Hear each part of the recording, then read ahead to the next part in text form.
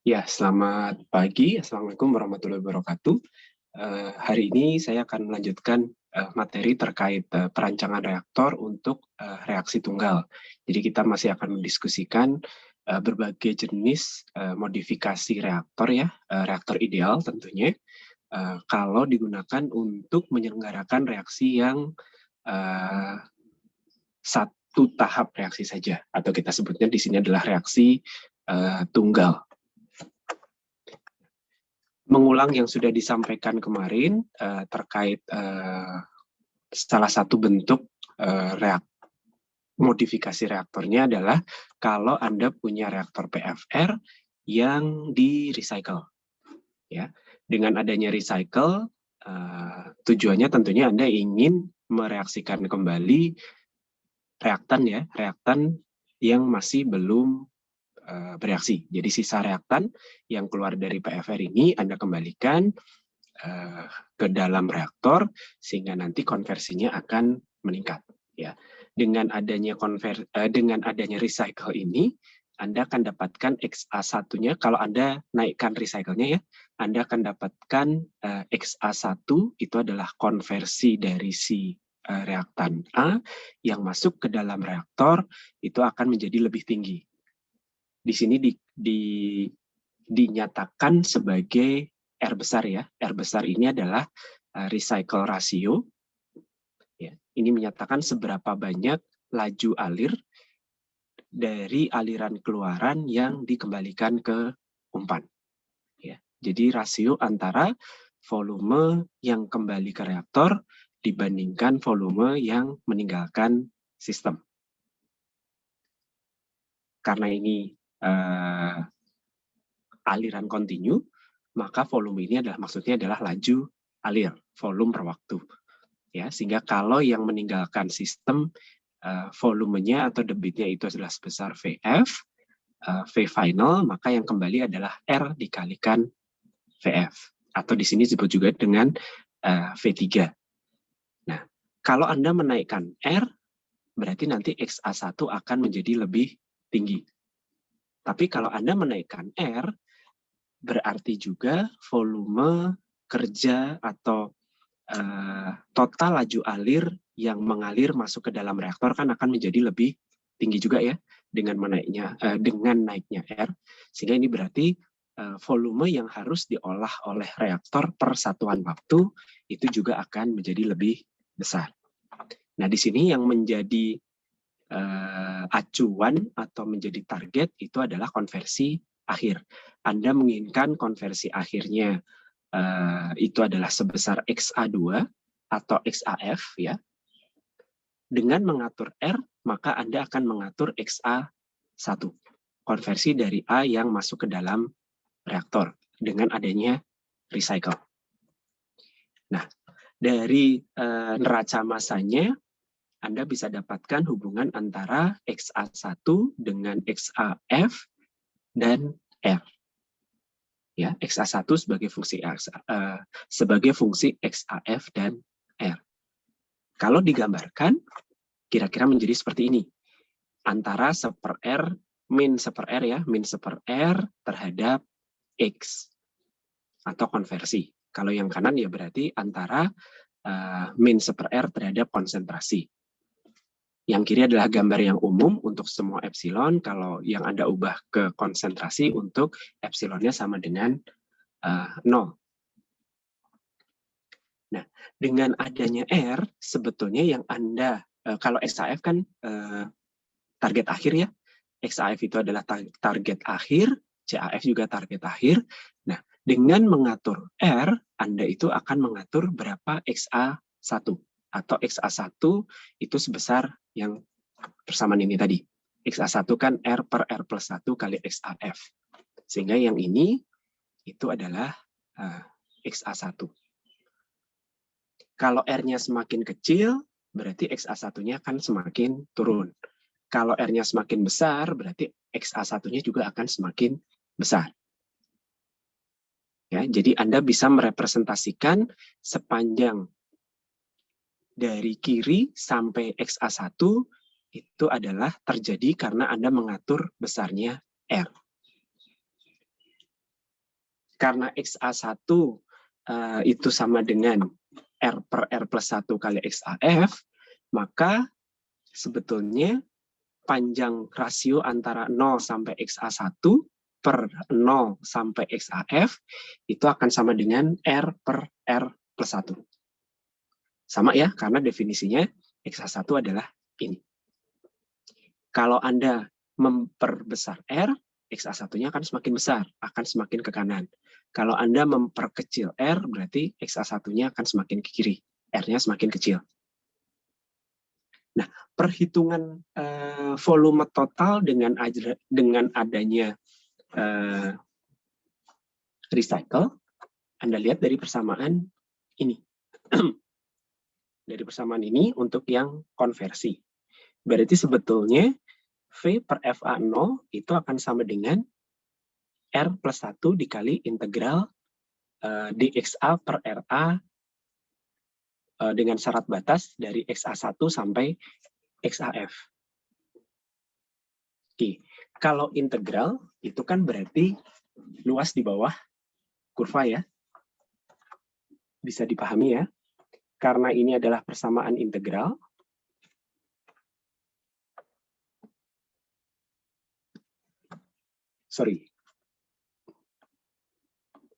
Karena ini adalah persamaan integral, maka sebetulnya kalau hanya satu kali integral bla bla bla ini adalah luas di bawah kurva antara 1/RA dengan XA dari sini ke sini.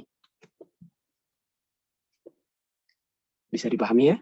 Jadi itu sebetulnya adalah yang ini. Itu adalah satu kali integral tadi. Karena total dari volume atau V per FA0 ini adalah R plus 1, sementara yang harus Anda hitung adalah, yang baru saja tadi Anda hitung adalah satu kali integral ini, maka total V per F0-nya adalah R plus 1. Berarti masih harus ditambah R kali integral tersebut. Oke ya. Nah, karena totalnya adalah R plus 1 kali integral tersebut, sementara Anda bisa menyatakan rasio dari sini per dari sini, ya, dari ini per ini, itu adalah R per R plus 1, ya. Maka sebetulnya total dari V, total integral R plus 1, integral dan seterusnya tadi, Anda bisa hitung dengan cara dari satu integral tadi, kan ini XA1 ya, ini kan sebetulnya kan sama dengan XA1. Ada nilai 1/R-nya. XAF-nya ada nilai 1/R-nya. Itu adalah satu bagian. Maka R plus 1 bagiannya adalah ini ditambah yang kiri. Tapi yang kirinya bukan hanya luas yang bawah saja, tapi keseluruhan luas. Nah, keseluruhan luasnya juga bukan yang ini, bukan juga yang ini ya. Terus bukan. Jadi yang menjadi total luas itu adalah Anda menentukan luas rata-rata dari, tinggi rata-rata dari satu bagian. Tinggi rata-ratanya bagaimana? Ya tinggal bagi dua saja. Ini berapa, ini berapa.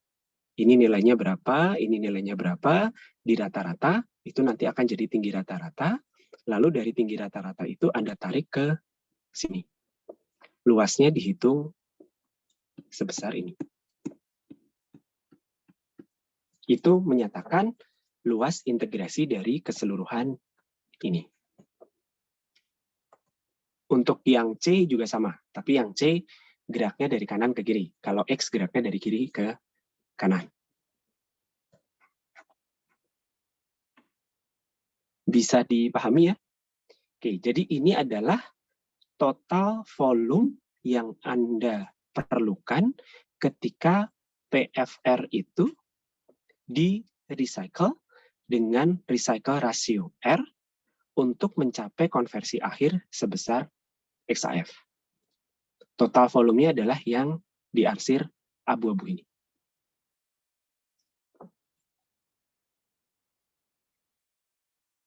Nah, sekarang apa yang terjadi kalau R-nya diturunkan? Recycle rasionya diturunkan, berarti XA1-nya akan semakin kecil. Ya, kalau XA1-nya semakin kecil, di sini XA1-nya geser ke sini gitu ya, kalau R-nya dikecilkan, tapi XAF-nya kan sama. Jadi satu bagiannya menjadi lebih panjang. Average height-nya menjadi lebih kecil. Karena di sini kan nilainya turun ya. Di sini nilainya turun, di sini nilainya besar, di sini nilainya besar. Nah, di sini makanya Anda akan dapatkan average height-nya lebih kecil, total volumenya akan lebih kecil. Semakin kecil R-nya, maka XA1 akan mendekati 0. Kalau XA1 itu ada di titik 0, maka average height-nya menjadi average height antara tinggi di sini, ini merah-merahnya kelihatan kan ya, antara tinggi di sini dengan tinggi di sini, dan luasnya atau V per F A0-nya itu menjadi luas kurva, daerah di bawah kurva. Menjadi luas 1 PFR tanpa recycle. Berarti benar ya. Jadi kalau R-nya 0 kan berarti 1 PFR tanpa recycle. Sementara kalau R-nya diperbesar, XA1 akan menjadi semakin ke kanan. Ketika XA1 semakin ke kanan, luas satu bagiannya itu menjadi semakin kecil, average height-nya menjadi semakin tinggi, dan luas keseluruhan bagian itu akan menjadi semakin besar. Makin R-nya tidak terhingga, R-nya akan jatuh di sini, ya. Atau kalau semua itu diputar-putar lagi gitu ya, R-nya akan jatuh di sini, average height-nya akan ada di sini, volumenya akan menjadi persegi panjang dan menjadi volume CSTR. Satu kotak persegi panjang, bukan lagi di bawah kurva. Ya. Jadi ketika R-nya 0, maka dia akan kembali ke bentuk PFR, tapi dengan adanya recycle, dia akan mendekati CSTR. Ya. Ketika R-nya tidak terhingga, jadi sebetulnya recycle itu kan melakukan dispersi ke arah aksial. Ketika dispersi arah aksial menjadi tidak terhingga, PFR-nya menjadi CSTR.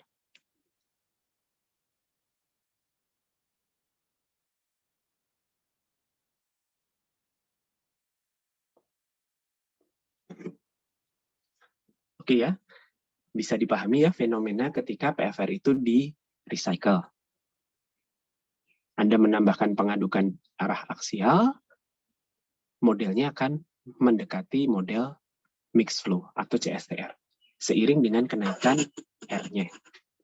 Nah, sebetulnya ini juga nanti sama, R itu kan akan menjadi fungsi dari order reaksi. Jadi kalau di sini ada dua contoh ya di persamaan ini, kalau misalnya ordernya adalah order 1 pada epsilon 0, nanti hubungannya seperti ini. Ini tinggal diganti R-nya saja. Terus diintegrasikan sesuai dengan persamaan R sebagai fungsi X atau fungsi C. Ya, kalau order 2 seperti ini, maka bisa berubah menjadi persamaan yang di bawah. Anda bisa juga selesaikan dengan gambar. Jadi untuk reaksi order 1 maupun order 2, Anda bisa lihat, ini mirip yang CSTR seri ya, yang kita pernah lihat gambarnya sebelumnya. Jadi perbandingan antara satu plug flow ketika tanpa recycle dengan menaikkan R, itu kan berarti makin mendekati CSTR. Sehingga nanti waktu tinggal waktu tinggal dengan adanya recycle dibanding dengan waktu tinggal tanpa recycle, atau juga menyatakan volume ya, volume dengan atau tanpa recycle, ini bisa Anda ikuti dengan kurva ini. Sama halnya untuk yang order 2.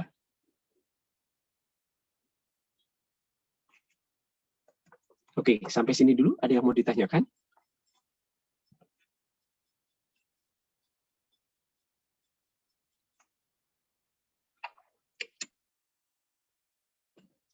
Oke, kalau tidak ada, saya lanjutkan. Nah, ini adalah kita bahas terkait reaksi autokatalitik. Ini sebetulnya nanti yang akan banyak Anda jumpai pada reaksi bioproses ya. Kalau reaksi bioproses itu Anda akan menggunakan katalis sel. Nah, yang namanya reaksi autokatalitik ini seperti ini. Jadi kalau misalnya Anda punya reaktor batch ya, kemudian reaktor batch berarti semua reaktannya masuk di awal ya. Anda reaksinya itu adalah reaksi orde positif, N-nya lebih dari 0, maka biasanya nilai laju reaksi itu kan di awal akan tinggi ya.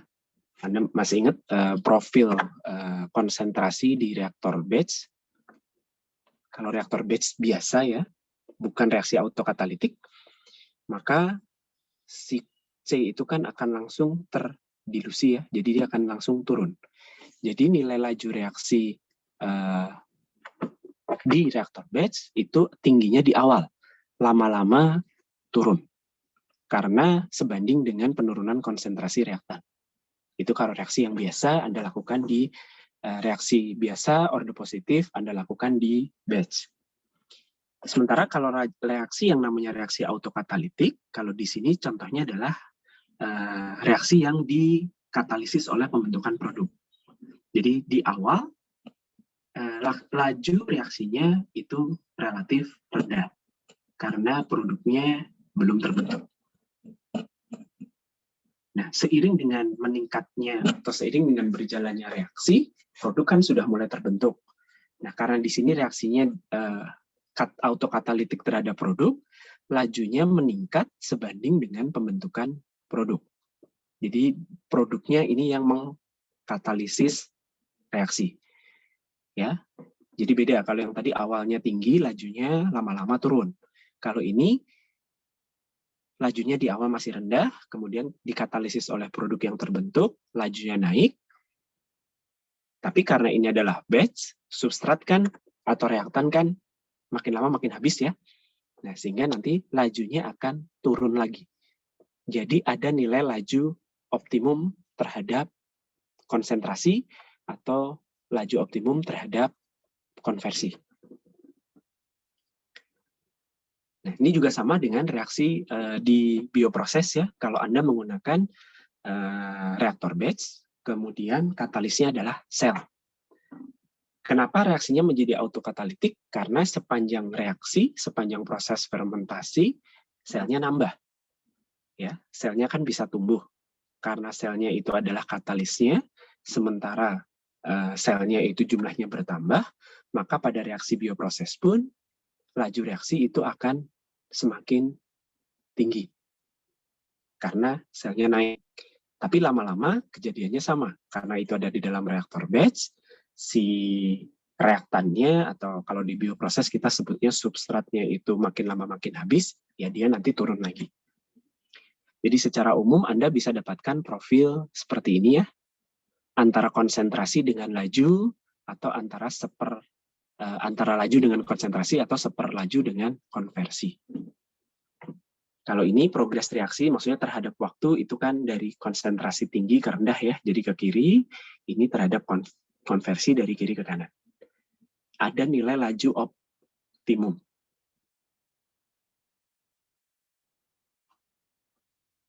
Oke, kalau Anda menyelenggarakan reaksi pada suatu kondisi yang autokatalitik seperti ini, ya sebenarnya sama. Anda perlu, maksudnya sama itu pendekatannya mirip dengan yang sudah kita bahas sebelum-sebelumnya.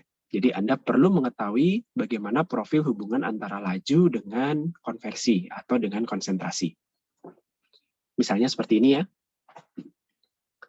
Kalau Anda punya profil konversi terhadap seperlaju itu kurvanya punya titik balik seperti ini kan berarti kan autokatalitik ya.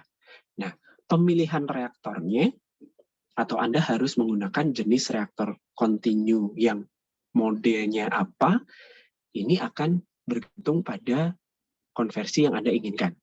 Sekali lagi di sini kita membicarakan reaktornya adalah reaktor ideal, tidak ada hambatan difusi, semua karena reaksi, terus reaksinya adalah reaksi tunggal gitu ya. Jadi yang kita bandingkan ketika kita memilih reaktor adalah untuk konversi yang sama, mana yang waktu tinggalnya lebih cepat, atau mana yang volumenya lebih kecil. Nah, di sini terlihat, kalau Anda punya reaksi autokatalitik, konversi itu akan mempengaruhi volume reaktor.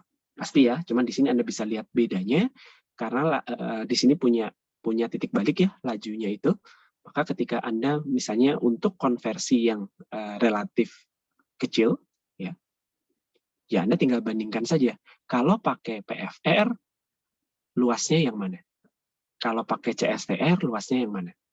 Nah, ternyata di sini CSTR mix flow itu lebih bagus karena menghasilkan volume yang lebih kecil. Sementara kalau Anda naikkan, ternyata di titik tertentu, di titik konversi tertentu, Anda bisa dapatkan volume CSTR maupun volume PFR-nya sama. Kalau sama, ya berarti dua-duanya sama-sama bagus. In terms of volume ya. Nah, kalau Anda naikkan lagi konversinya, Anda menginginkan konversi yang lebih tinggi, nah ternyata volume PFR itu lebih kecil daripada yang CSTR. Jadi ya nanti tergantung profil hubungan antara konversi terhadap laju dan konversinya Anda mau set di nilai berapa, Anda bisa tentukan volumenya. Volumenya tinggal Anda bandingkan. Nah, kalau di recycle bagaimana? Ini persamaannya mungkin tidak usah dibahas terlalu detail ya. Kalau di recycle ya intinya sama saja. Kalau di recycle berarti kan Anda mengeset R-nya. Berapa recycle rasionya. Perhitungan volume V per FA0 ya, atau waktu tinggal gitu ya, ini ya sama seperti yang kalau tidak ada recycle. Anda tinggal hitung luas area dengan adanya recycle, berarti satu bagian yang diarsir ya, di garis putus-putus, Anda tentukan average heat-nya. Nah, nanti average heat-nya itu ada di titik mana gitu ya, katakanlah ada di titik ini. Kemudian Anda buat luas kurva dari XAF ke titik itu menjadi persegi panjang. Jadi nanti luas persegi panjangnya itu adalah si waktu tinggal. Kalau F-nya diketahui berarti kan volume bisa dihitung. Kalau Anda geser recycle rasionya menjadi lebih kecil, berarti kan ke kiri ya. Nah, hati-hati. Jadi di sini kalau tadi mungkin yang beda dengan kalau tanpa recycle, kalau yang tanpa recycle kan tadi bentuknya seperti ini ya, antara 1/R dengan X. Nah, nanti Anda kan tinggal ngitung satu bagian, average heat-nya itu sebetulnya Anda bisa dekati karena ini trapesium ya. Jadi average heat-nya berarti Anda bisa dekati dengan rata-rata aritmatik ya, atas tambah bawah bagi 2. Tapi hati-hati ketika kurvanya begini. Berarti Anda perlu menghitung tinggi rata-rata dari daerah ini. Katakanlah tinggi rata-ratanya ada di sini, berarti ya tinggi rata-rata itu Anda hitung, dari tinggi rata-rata itu Anda hitung luas abu-abu ini. Sama kalau R-nya diturunkan lebih kecil lagi, berarti kan untuk X1-nya ada di sini. X finalnya ada di sini. Tinggi rata-ratanya adalah bukan terus ini tambah ini bagi 2. Ya, pendekatannya ya berarti Anda harus memecah segmen-segmen ini, kemudian hitung tinggi rata-ratanya. Walaupun mungkin nilainya bisa jadi mendekati ya, tapi yang benar caranya cara menghitung tinggi rata-ratanya seperti itu. Nanti Anda dapatkan tinggi rata-ratanya di sini, berarti luasnya adalah ini. Prosedurnya sama, seperti yang recycle untuk reaksi yang bukan autokatalitik. Ya, di sini Anda mencari recycle optimum sehingga nanti akan menghasilkan volume dari reaktor yang paling minimum untuk mencapai XAF yang sama ya. untuk mencapai XAF yang sama, Anda mencari recycle optimumnya ada di mana.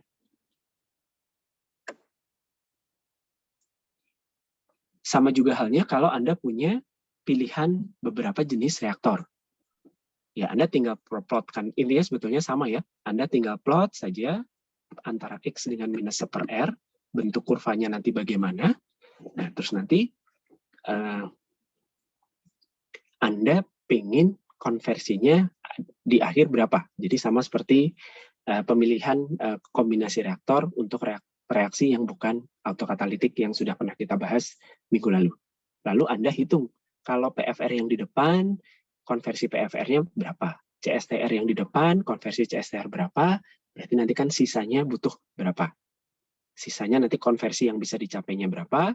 Atau dibalik, kalau konversi yang diinginkan, berarti butuh volume totalnya berapa? Kembali lagi, pilih mana yang menghasilkan volume yang paling kecil.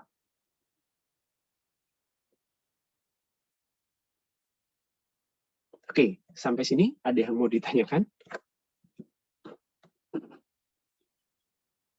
Nah, di slide ini ada contoh soal yang bisa Anda ikuti ya. Jadi dari buku, ini diambil dari buku Levenspiel. Ini contoh, mungkin saya sajikan sekilas saja. Jadi ini contohnya Anda punya enzim. Anda punya enzim, kemudian enzim ini digunakan untuk mendegradasi komponen A, senyawa A.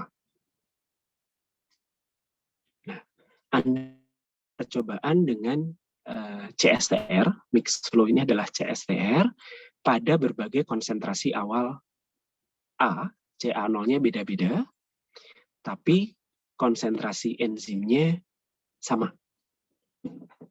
Ya, sebesar CE. Jadi konsentrasi enzimnya tetap, hanya CA0-nya beda-beda, lalu dicampur ya, enzim dengan zat A tadi dicampurkan di dalam reaktor kontinu, CSTR, lalu pada kondisi steady state, kondisi tunaknya, CA yang keluar dari reaktor itu dihitung.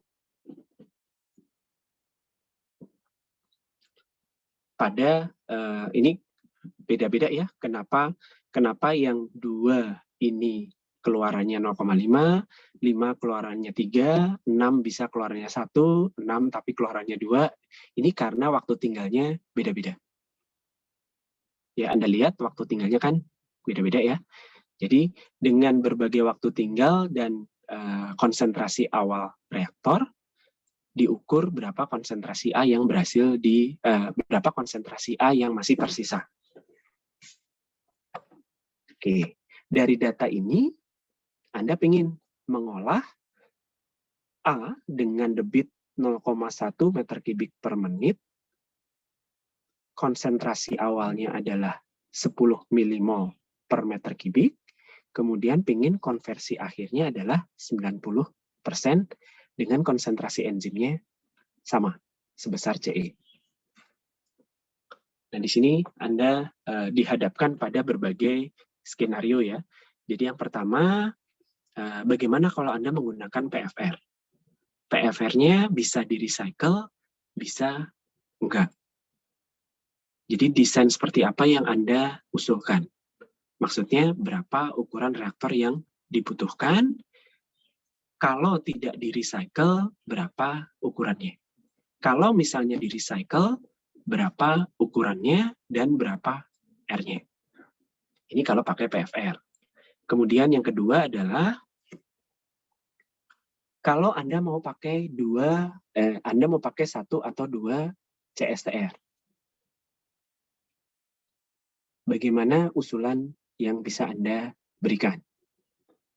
Atau Anda punya kombinasi PFR dan CSTR,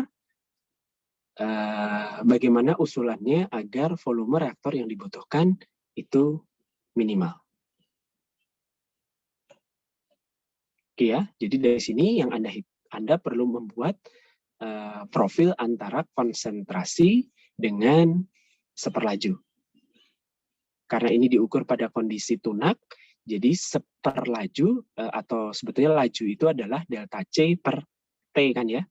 Nah, kalau di sini seperlaju ya berarti waktu tinggal dibagi dengan delta C.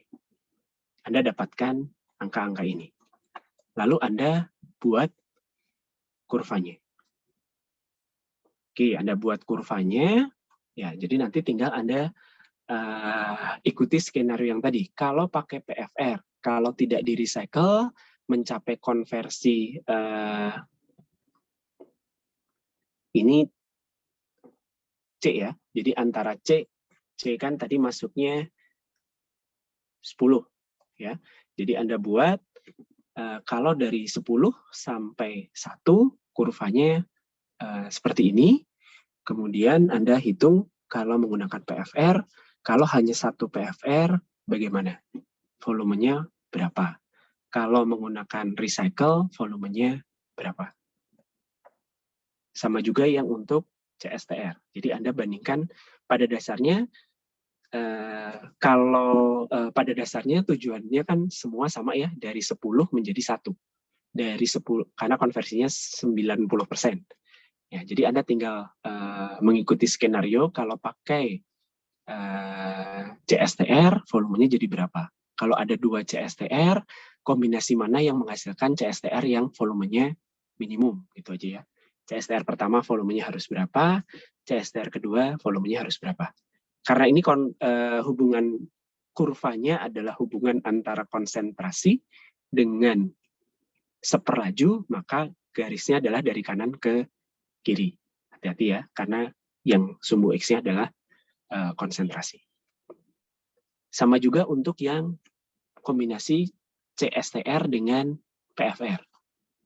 Balik lagi, yang Anda kejar adalah total volume yang paling kecil. Nah, nanti berarti Anda perlu mengeset untuk konsentrasi akhir 1, awal 10, kombinasi mana yang akan menghasilkan volume yang terkecil.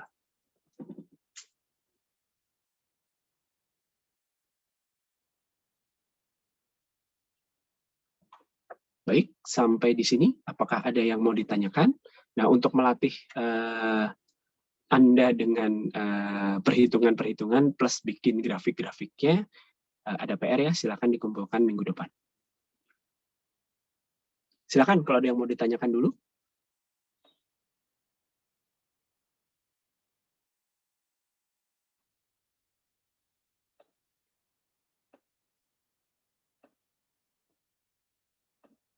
Atau dari Pak Chandra, apakah ada yang mau ditambahkan, Pak?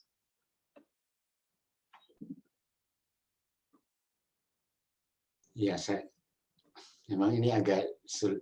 Jadi seharusnya ini ya memang agak mungkin ini mereka cuma nanti bikin PR aja gitu ya. Atau Iya, beri Pak. kesempatan dia untuk mahasiswa untuk melihat lagi beberapa saat gitu ya, yang contoh soal ini gitu. Katakanlah 15 menit. Nah, kemudian nanti apakah ada pertanyaan atau enggak? Karena kalau cuma ngelihat gini aja, rasanya mungkin mahasiswa agak susah gitu. Agak tidak kebayang ya. Ya, ya. Coba mungkin ya beri waktu untuk coret-coret sendiri gitu ya. Nah, kira 15 menit kemudian kita ketemu gitu. Kalau ada pertanyaan atau ada yang nggak ngerti nggak gitu. Baik, Pak. Baik, mungkin begitu dulu ya. Jadi silakan. Ya coba tapi dikerjain, jadi kamu jangan tidur ya, maksudnya coba kerjain ya yang ada sekarang ini ya 15 menit begitu. Atau jam 8 kita ketemu lagi gitu. Sekarang Ya. jam berapa sih? Sekarang 7.40, Pak. Ya, jam 8 ketemu lagi, ya dikasih musik aja. Ya, boleh, jam Pak. 8 ketemu lagi, terus ada pertanyaan nggak? Seharusnya sih ada pertanyaan ya. Ya, mungkin biasanya nanti kalian akan mungkin perlu memastikan cara ngitung atau cara meletakkan titiknya itu bagaimana caranya gitu ya. Terus perhitungan kalau titiknya sudah ketemu, ngitung luas areanya itu seperti apa. Tapi kalau misalnya langsung ngerti ya bagus, tapi silahkan coba dilihat kembali. Jadi ini ada tiga alternatif solusi ya. Jadi PFR, untuk PFR ini mau di-recycle atau enggak, jadi Anda yang mengatur. Yang kedua ini Anda punya CSTR ya. CSTR ideal, bisa pakai 1, bisa pakai 2. Nah ini mana yang lebih bagus. Terus yang ketiga itu gabungan, 1 PFR dan 1 CSTR. Bagaimana usulannya? Oke, mungkin itu dulu. Silakan dicoba dikerjakan.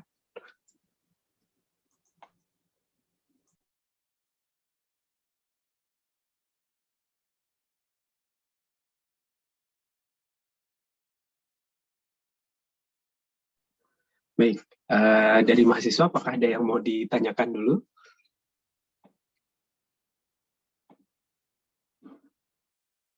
Dikerjakan kan ya?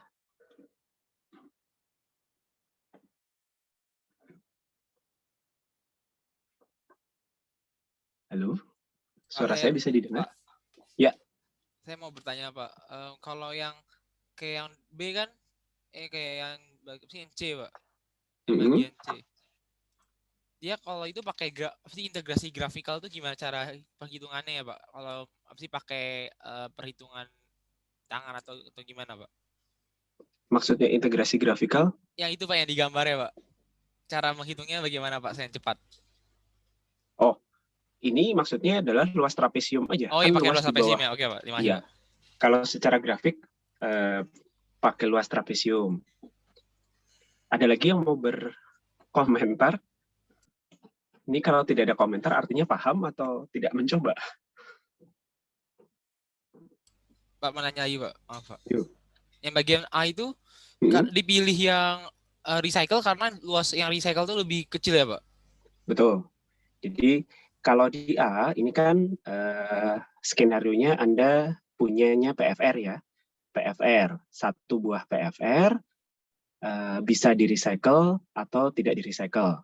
Kalau Anda tidak merecycle, berarti kan luas yang Anda dapatkan atau kebutuhan volume reaktor yang Anda perlukan itu adalah karena kita bekerja dari 10 sampai 1 ya, kurvanya seperti ini. Luas yang di bawah grafik ya Pak? Betul, jadi itu adalah luas. Kalau hanya 1 PFR tanpa recycle, berarti kan luas ini ya, semua. Oke, itu kalau 1 PFR tanpa recycle. Begitu Anda lakukan recycle, ya tergantung. Anda harus meletakkan, Anda mengoptimasi R-nya. Kalau R-nya katakanlah makin ke kiri, berarti Anda satu bagiannya berarti yang paling kiri ya. Jadi katakanlah R-nya itu ada di sini. R-nya ada di sini, berarti average heat-nya kan average heat ini dengan ini. Katakanlah nanti ada di sini. Berarti totalnya ya berarti segini. Itu ya. Kalau Anda geser ke kanan, nanti Anda hitung lagi average heat-nya dari kanan ke kiri itu, satu bagian untuk part yang ini, average heat-nya ada di mana. Nanti average heat-nya dikalikan delta C, itu adalah volume reaktor yang dibutuhkan. Jadi untuk kasus yang A, Anda cari R-nya itu ada di mana, sehingga nanti perhitungan luasnya menghasilkan luas yang paling kecil. Oke, terima kasih Pak. Oke, ini untuk kasus yang pertama. Nah, untuk kasus yang kedua, itu adalah CSTR. Opsinya Anda punya 1 CSTR atau 2 CSTR. Kalau 2 CSTR, berapa volume masing-masing CSTR-nya gitu ya. Tetap ya, constraint-nya adalah Anda bergerak dari 0 ke 1. Kurvanya sama. Kalau Anda hanya punya 1 CSTR, volume CSTR yang dibutuhkan kan segini ya, total. Sehingga dihitung butuh volumenya segini. Itu kalau 1 CSTR. Gede sekali kan ya volumenya. Nah, begitu Anda punya opsi jadi 2, berarti Anda harus meletakkan di mana pertemuan dari kedua CSTR tadi, titiknya ada di mana? Konsentrasi keluaran reaktor yang pertama itu ada di mana? Yang menghasilkan apa? Yang menghasilkan luas total yang abu-abu, volume dari kedua CSTR itu yang paling kecil.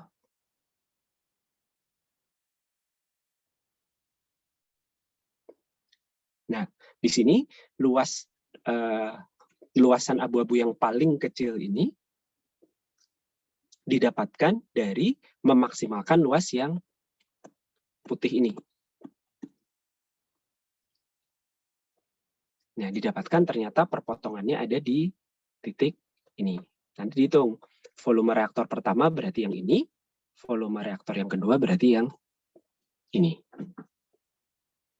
Kalau Anda makin geser ke kanan atau makin geser ke kiri, ya Anda tinggal bandingkan saja. Volume abu-abunya itu totalnya jadi berapa. Harusnya akan semakin besar. Begitu Anda geser ke kanan makin besar, Anda geser ke kiri juga makin besar.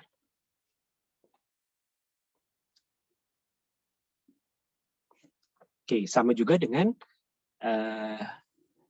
yang kasus Anda punya 2 reaktor, 1 CSTR, 1 PFR.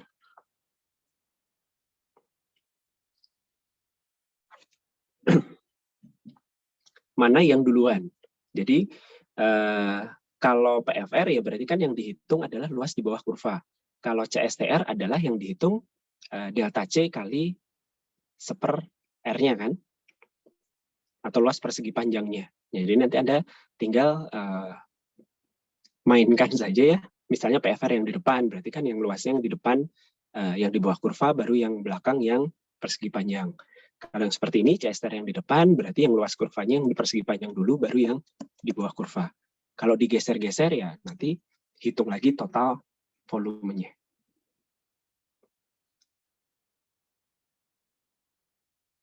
Kira-kira gitu ya. Ada pertanyaan? Atau ada tambahan lagi? Pak, izin mau bertanya, mau memastikan aja sih. Berarti kalau gitu yang A dan mohon maaf agak berisik rumah saya. Bagian A dan B berarti itu trial and error, terus kalau bagian yang C bisa langsung kelihatan dari grafiknya. A dan ini semuanya sebetulnya trial error. Jadi yang A itu mentrial yang R-nya, ya. Anda geser-geser R-nya. Kalau yang B Anda menggeser-geser di mana C keluar berapa CA keluaran reaktor yang pertama, ya. Jadi titik-titiknya itu Anda geser-geser, lalu yang mendapatkan di mana nanti Anda akan dapatkan volume CSTR totalnya yang paling minimum. Kalau ini juga sebetulnya trial error juga. Anda mengatur, saya hapus dulu. Anda mengatur letak ini, karena kan volume masing-masing reaktor juga tidak disebutkan ya.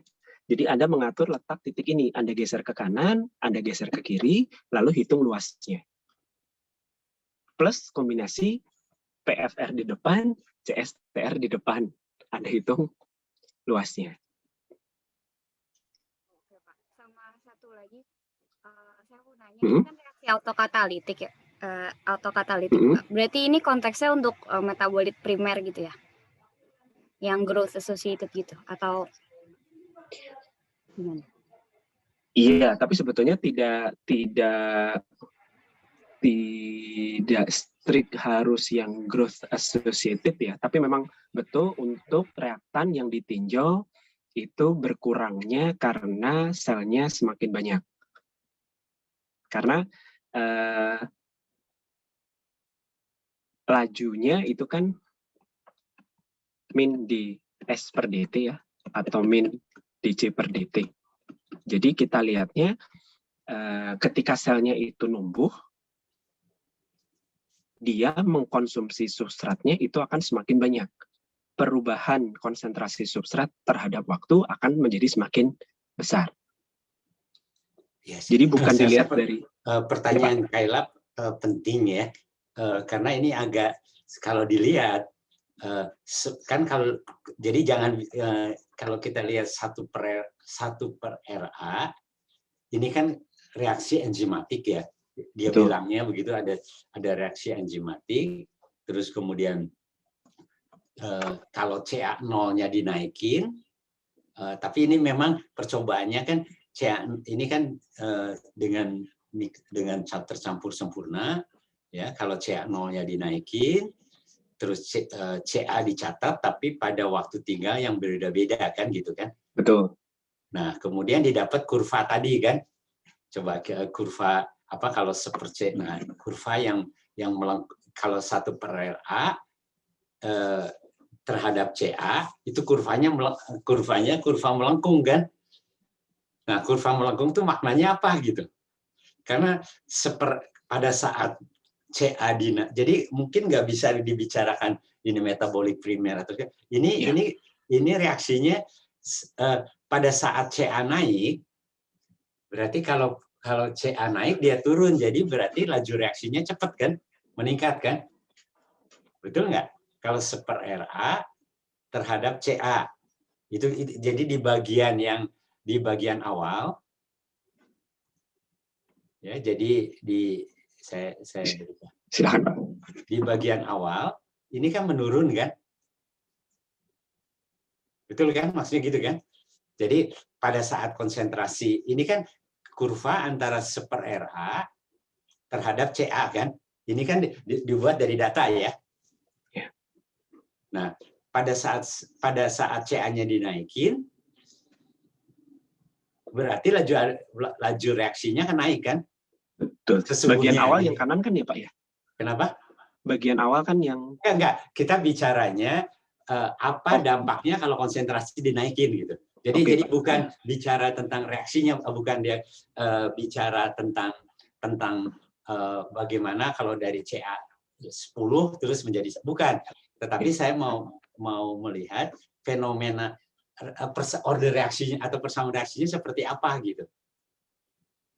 Jadi maka itu kalau ditanyakan metabolik dan sebagainya mungkin nggak. Jadi yang perlu dilihat ini adalah apa makna kalau ini kan laju per laju reaksi. Terus ini adalah fungsi dari menaikkan konsentrasi kan, betul kan? Betul. Ya, menaikkan, kalau kita mau menaikkan konsentrasi CA0, maka 1/RA-nya itu akan kita naikkan CA0-nya, maka 1/RA-nya turun. Berarti laju reaksinya meningkat kan sebetulnya kan? Betul kan? Betul nggak? Kan 1/RA, terus kalau CA0-nya kurvanya menurun, berarti sebetulnya laju reaksinya naik gitu. Tapi sampai batas tertentu, begitu konsentrasi dinaikkan, laju reaksinya menurun gitu. Jadi kan ini bukan metabolit atau bukan, kondisinya adalah kondisi seperti itu gitu. Jadi kalau konsentrasi fenomenanya ada nggak yang gitu? Kondisi apa yang kalau begitu konsentrasi dinaikkan terus menjadi laju reaksinya turun gitu? Itu fenomena. Jadi ini adalah karena enzimnya kan, kenapa begitu? Karena enzimnya kan tetap itu. Betul kan? Coba dilihat di soalnya. Jadi si enzimnya itu konsentrasinya tetap.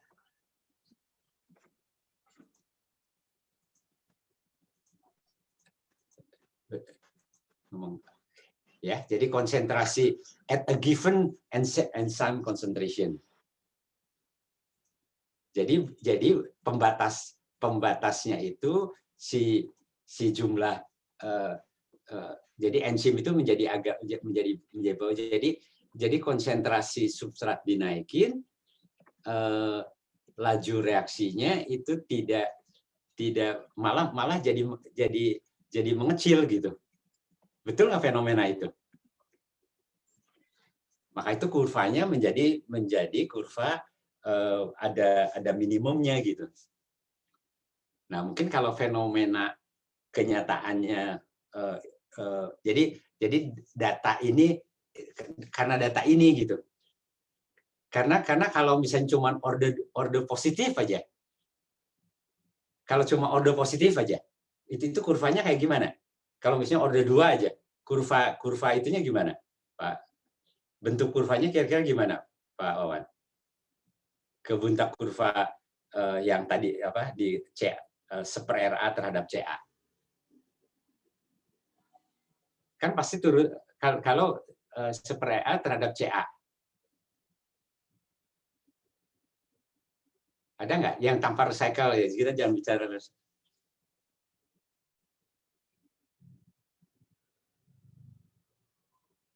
kalau order reaksinya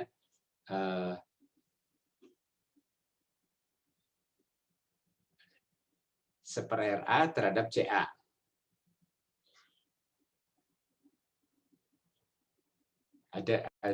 Ada kurvanya nggak?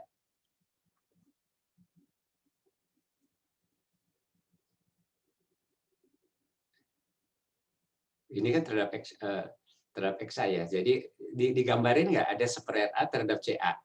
Kalau ordernya ini aja yang gampang aja 1 atau 2 gitu.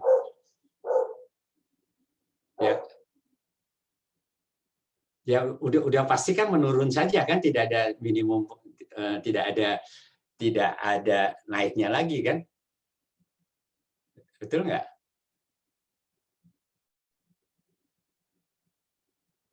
Seper RA, seperti tadi kan -1 per RA terhadap.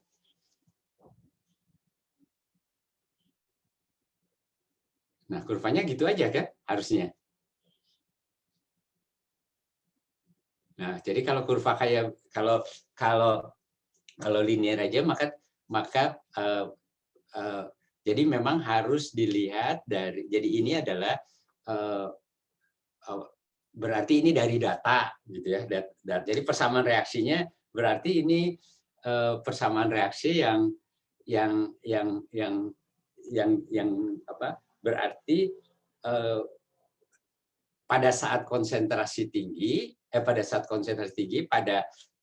saat tertentu reaksinya meningkat, tapi pada konsentrasi yang lebih tinggi dia menurun. Nah, jadi memang perlu ini kan karena ini adalah karena bentuk kurvanya kayak begitu gitu. Ya, jadi itu yang perlu kita perhatikan. Jadi kan sebetulnya logiknya mengapa yang konsentrasi, mengapa CSTR duluan itu lebih baik setelah plug flow, karena pada konsentrasi tinggi itunya terbalik gitu. Jadi kalau kita lihat pada konsentrasi rendah order itunya adalah positif, ordernya jadi kan berarti ini adalah di bagian ini. Ya. Yang sebelah sini kan meningkat dengan konsentrasi kecepatan laju reaksi. Kalau di sini malah menurun dengan kecepatan reaksi. Jadi karena dia menurun dengan kecepatan reaksi, jadi lebih baik CSTR dulu gitu. Ya. Sampai kepada nanti order reaksinya positif gitu. Jadi memang persamaan reaksinya ini terjadi karena bentuk kurva seper A terhadap CA-nya membentuk seperti ini gitu. Ya. Jadi jangan kalau nanti order 2 mesti dicari lagi mana yang atau order positif saja begitu. Mana yang terbaik. Ya, jadi kembali lagi tergantung pada bentuk kurva ini gitu. Bergantung pada kurva ini. Jadi gabungan-gabungan ini mana yang terbaik tergantung terhadap kurvanya. Jadi kalau dia ordernya positif cuma 2 saja, mungkin nanti yang terbaik yang mana gitu. Coba yang terbaik yang mana? Kalau cuma order 2 saja. Dengan recycle akan lebih baik nggak? Kalau ordernya positif. Plug flow dengan recycle akan lebih baik nggak? Iya. Kan kurvanya begini. Ya, coba. Kalau dengan recycle akan lebih baik nggak? Logikanya enggak gitu. Enggak. Betul ya, Guntur? Ya, harusnya enggak. Karena kan konsentrasi, istilahnya kan laju menurun, ini, kan? ya betul. Fungsi dari konsentrasi. Ya, jadi kalau secara luas kan nanti akan dapat yang paling kecilnya 1 PFR saja ya. Ya, 1 PFR aja gitu. Jadi itu yang penting. Jadi bukan cuma ngapalin rumus kurva-kurva, tapi fenomenanya apa yang terjadi gitu. Ya, jadi seharusnya kalau dia yang kurvanya tidak ada minimum, kalau kurva tidak ada minimum, maka PFR pasti udah paling tinggi. Mau recycle itu malah memperburuk gitu. Ya, jadi recycle malah memperburuk. Tapi kalau kurvanya berbentuk seperti tadi ada minimum, ya, dan kemudian ya bisa. Jadi itu yang perlu. Jadi tergantung kepada bagaimana laju reaksi, fenomena laju reaksi terhadap konsentrasi. Ya, jadi fenomena itu yang dipahami. Ya, mungkin itu yang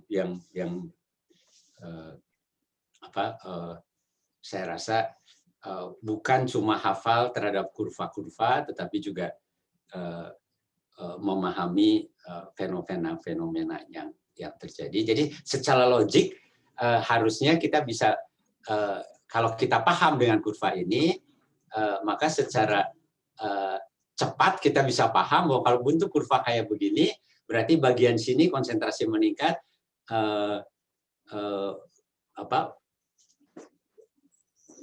kecepatan menurun gitu. Ya sudah pasti kalau pakai plug flow jelek gitu.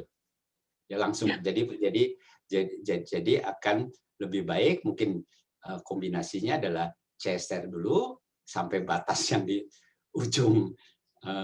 Sebetulnya saya udah pasti pikirkan sampai ujung dia mulai positif gitu. Sampai titik baliknya gitu ya Pak ya. Ya.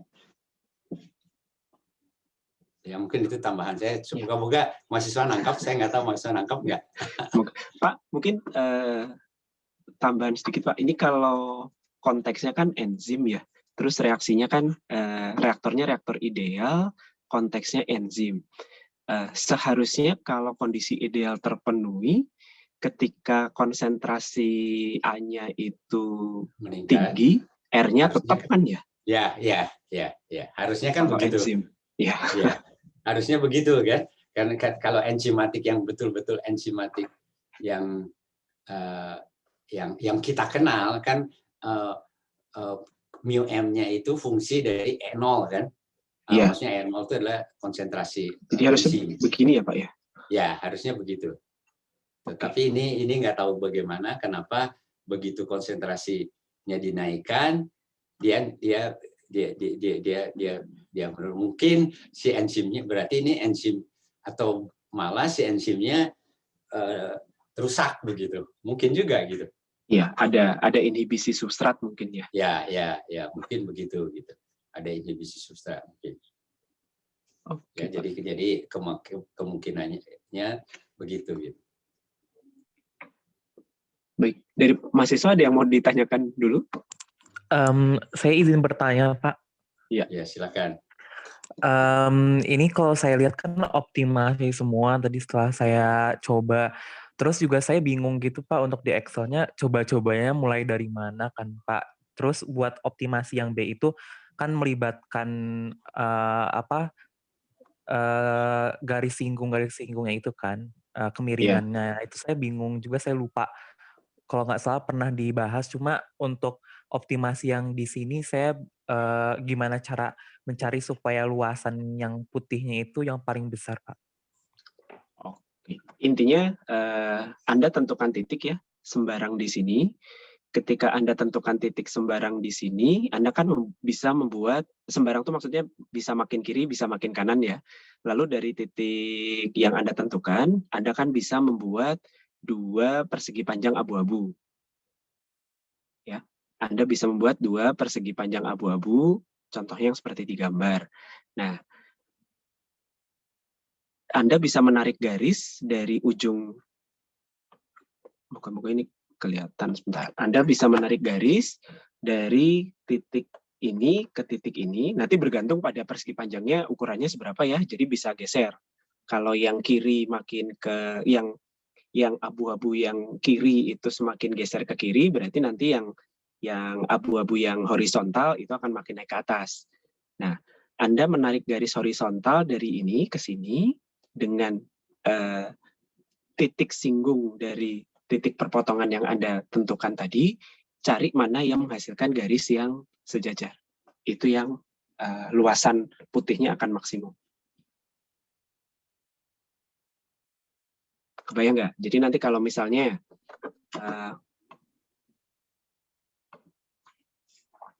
Anda milihnya di sini gitu ya. Kalau Anda milihnya di sini, kan berarti persegi panjang yang kiri nanti jatuhnya di sini. Persegi panjang yang kanan jatuhnya di sini. Ya. Berarti diagonal ya. Garis diagonalnya gini, nanti Anda buat garis singgungnya ada di sini, di mana gitu. Jadi garis singgung itu kan harus sejajar gitu. Jadi yang sejajar itu yang akan menghasilkan putihnya yang maksimal. Jadi slope di titik itu harus dalam kondisi sejajar dengan ujung ya. Dengan diagonal itu akan memberikan yang terkecil gitu. Betul. Nanti luas putihnya akan yang paling gede, berarti luas abu-abunya yang paling kecil. Kan kira-kira kalau garis singgung di titik ini kan segini ya, yang ini begini, itu kan nggak sejajar. Makin ke kiri lagi, misalnya Anda pilihnya, atau makin ke kanan gitu, katakanlah di sini. Kalau di sini berarti kan luas persegi panjangnya kan segini, yang vertikalnya. Luas yang horizontalnya kan segini. Berarti diagonalnya ya Anda tarik lagi dari sini ke sini.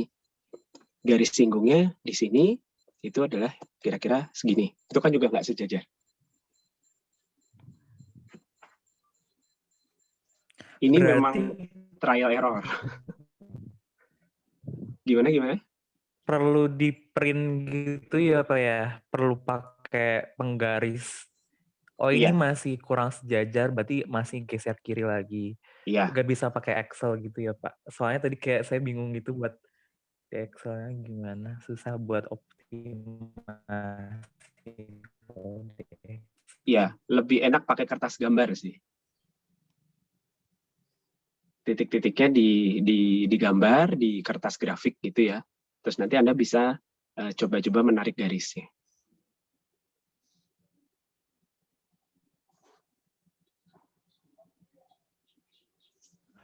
Oke, makasih Pak. Sudah terjawab. Ada lagi? Silahkan.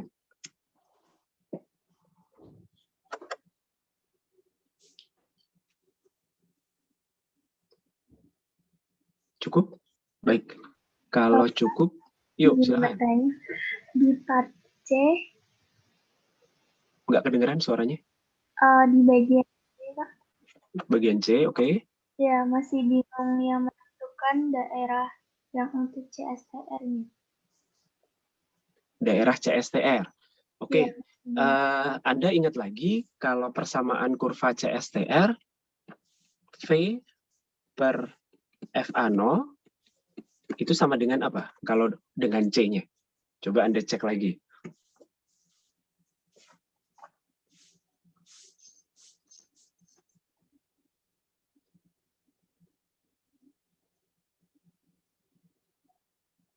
Atau hubungan antara waktu tinggal dengan konsentrasi. Itu persamaannya bagaimana? Ayo, Anda lihat slide sebelumnya di slide 4.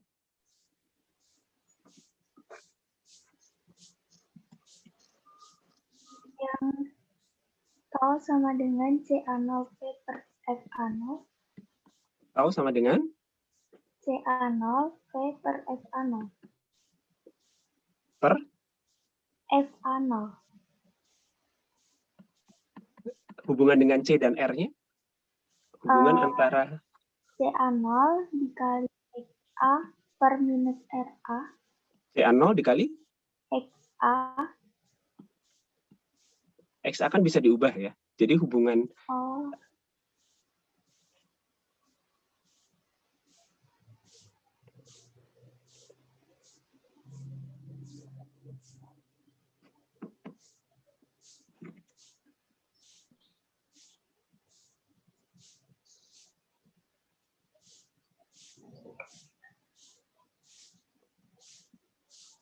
Nah, ini saya sambil share, soalnya saya nggak bisa buka slide. Ayo, dilihat di slide-nya. Jangan diam aja. Lihat bagian CSTR, bagian reaktor ideal. Di slide 4.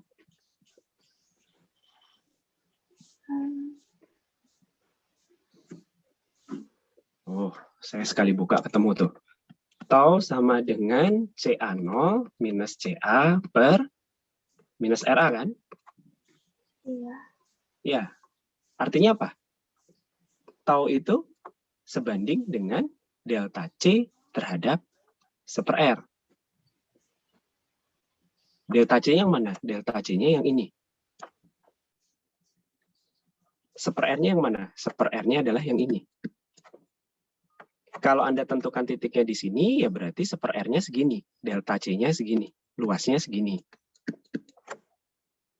Kalau Anda tentukan titiknya di sini, untuk CSTR ya, 1/R-nya segini. Delta C-nya segini. Berarti luasnya yang ini. Itu dari sini.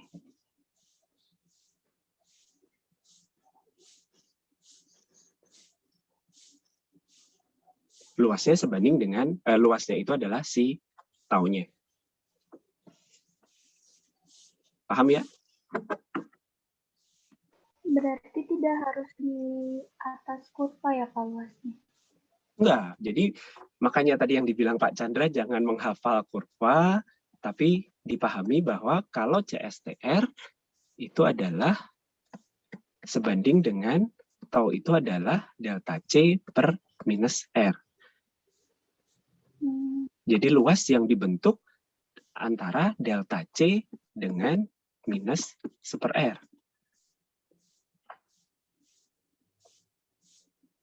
Jadi bukan terus titiknya di sini, terus luasnya segini gitu ya. Bukan. Itu salah. Karena minus 1/R-nya di sini. Jadi luasnya ya hanya ini kali delta C. Kalau misalnya jatuhnya di 2, kayak tadi ya, minus 1/R-nya segini, ya kali delta C. Itu kan sebetulnya luas ini kan.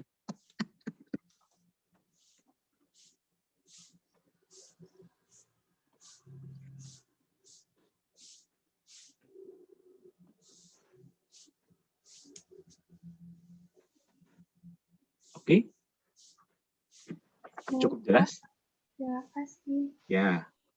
Oke, jadi persamaan kinerja dari masing-masing bentuk reaktor itu Anda perhatikan ya.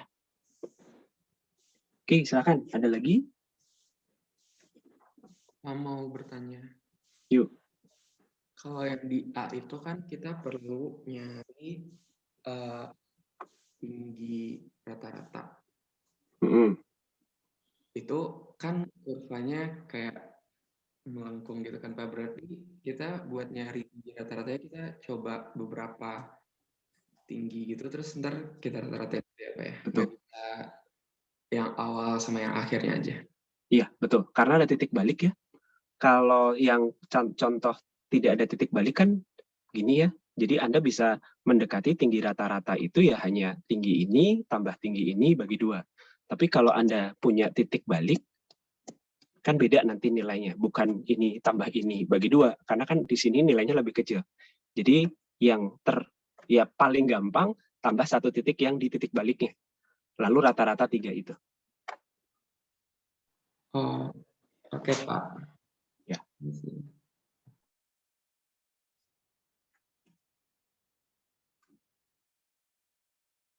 Oke, ada lagi?